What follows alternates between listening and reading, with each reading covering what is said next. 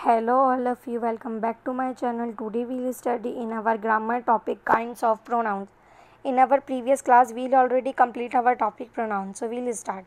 There are 10 kinds of pronouns: personal pronouns, reflexive pronouns, emphasizing pronouns, possessive pronouns, demonstrative pronouns, interrogative pronouns, relative pronouns, indefinite pronouns, distributive pronouns and last one is reciprocal pronouns. तो अब हम इनके बारे में थोड़ा detail में पढ़ेंगे. First one is personal pronoun. The pronoun I, you, she, he, it, we, they. These all are personal pronouns.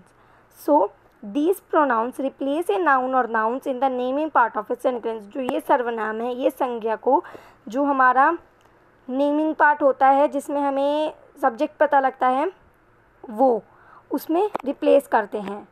जैसे कि that man has a mustache. So here that man is the naming part of a sentence where man is a noun. So the pronoun he replace the noun. So क्या हमारा sentence बनता है? He has a mustache. Then the pronoun me, you, her, him, us, them. These also are personal pronouns. These pronouns replace a noun or nouns in the telling part of a sentence. ये सर्वनाम संज्ञा को जो हमारा object जिसे हम कहते हैं, प्रेडिकेट जिसे हम कहते हैं, उसमें रिप्लेस करते हैं. For example the salesman happily sold the robot to the man and the women. Here sold the robot to the man and the women is the telling part where the man and the women is a noun. So हमारा जब हमने pronoun ने से replace किया तो क्या बनता है sentence? The salesman happily sold the robot to them. Here them is the pronoun and the pronoun you and it can be used anywhere in a sentence. जो हमारे pronoun you और it हैं वो sentence में कहीं भी use हो सकते हैं और you singular और plural दोनों के लिए यूज़ आता है. ये हम पहले भी पढ़ चुके हैं. Number 2 is reflexive pronoun. Reflexive pronouns are words ending in self or selves that are used when the subject and the object of a sentence are the same. Reflexive pronouns वो वर्ड्स हैं जो self और self से and होते हैं जिसमें हमारा subject और ऑब्जेक्ट जो सेंटेंस का है वो सेम होता है. जो इंग्लिश के 9 रिफ्लेक्सिव प्रोनाउंस है वो हैं myself, yourself, himself, herself, oneself, itself, ourself, yourself and them self.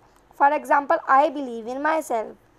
मैं खुद में विश्वास रखता हूँ. Dad and I paint the wall our self.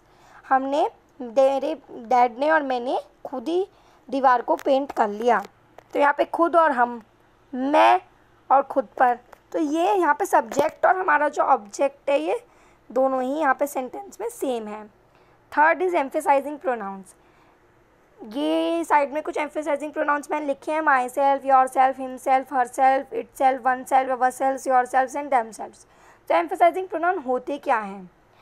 N emphasising pronoun is use to emphasise who does the action in a particular sentence. अब for example जैसे कि आप देख रहे हैं कि जॉन डिड इज़ होमवर्क. अभी मैं आपको एग्जाम्पल से क्लियर करती हूँ कि जॉन ने अपना होमवर्क खुद किया. John did is homework himself. यहाँ पर सिर्फ एक ही सब्जेक्ट है जिसने काम किया और कोई भी इस सेंटेंस में ऐसा कोई पर्सन नहीं है जिसने एक्शन परफॉर्म किया हो. Number 4 is possessive pronoun. Pronouns that are use to express possession are known as possessive pronouns. जैसे कि मैं बोल रही हूँ दैट कार इज़ माइन, वो कार मेरी है, जो पोजेशन शो करे. Number 5 is demonstrative pronoun. Pronouns that are used to indicate to some specific thing are known as demonstrative pronoun. वो pronouns, वो सर्वनाम जो किसी स्पेसिफिक चीज़ को दिखाने में यूज़ आते हों उन्हें हम demonstrative pronouns कहते हैं. जैसे कि मैंने सेम एग्जाम्पल लिया दैट कार इज़ माइन. सो यहाँ पे जो दैट है वो एक इम्पॉर्टेंट चीज़, एक स्पेसिफिक चीज़ शो कर रहा है कि वो कार मेरी है. मैंने बताया है कौन सी कार है.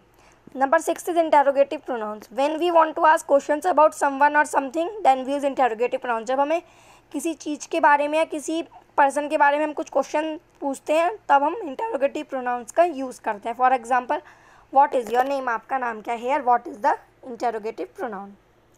Number 7 is relative pronoun. When we want to refer something which we have already mentioned, then we use relative pronouns.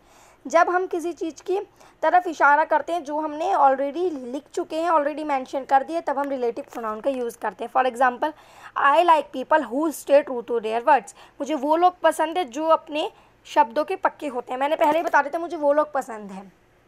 फिर मैंने who, hair who is the relative pronoun. ये फर्स्ट पार्ट और सेकंड पार्ट के बीच में relation show कर रहा है. Number 8.